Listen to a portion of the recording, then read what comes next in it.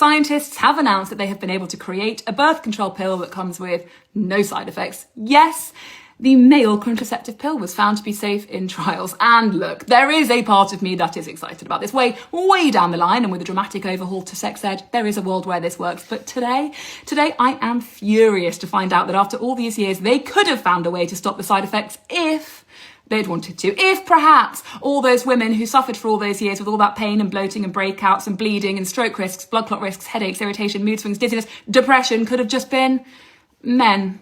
The gender pain gap is alive and well. Heartache for that aside to 1 second, I want to talk about what that means. Well, condoms exist and so do vasectomies, but contraceptives with the highest efficacy rates are female hormone medications, which is why contraception and the tsunami of side effects they bring with them has always largely been considered a woman's responsibility. That is an inevitability, it's also a tragedy. Beyond the decades of apparently needless suffering endured by millions of women, the fact that we are seemingly innately unable to trust men is just depressing. When I asked my audience how many of them would trust a man to take this pill, 80% said they wouldn't. And I haven't polled men to ask them the same question in reverse. And of course, there are instances in which women have been untrustworthy, which isn't good either. But anecdotally, we know the weight of this burden, of this trust, is wildly disproportionate. And a huge part of that is due to the societal shrug that we give to the very notion of men doing anything more than the absolute bare minimum here. This attitude of, but if I have to remind him to take the bins out, how can I trust him not to totally violate my consent and turn my life on its head? Trope is an underestimation of men as a whole, doing a disservice to the lot, but it's also the very same weaponized incompetence that further perpetuates the stereotype that women and girls are just more responsible and therefore grow up faster.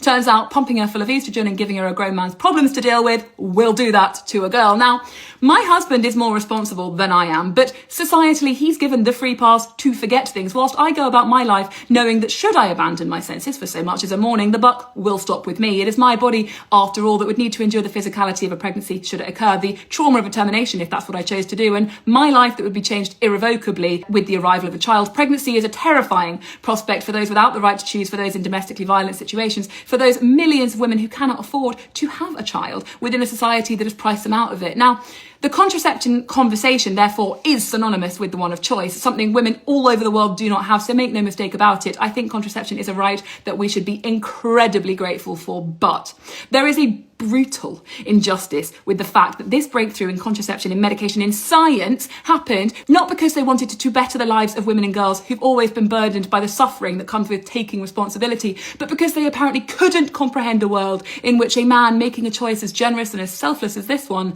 might have to suffer at all.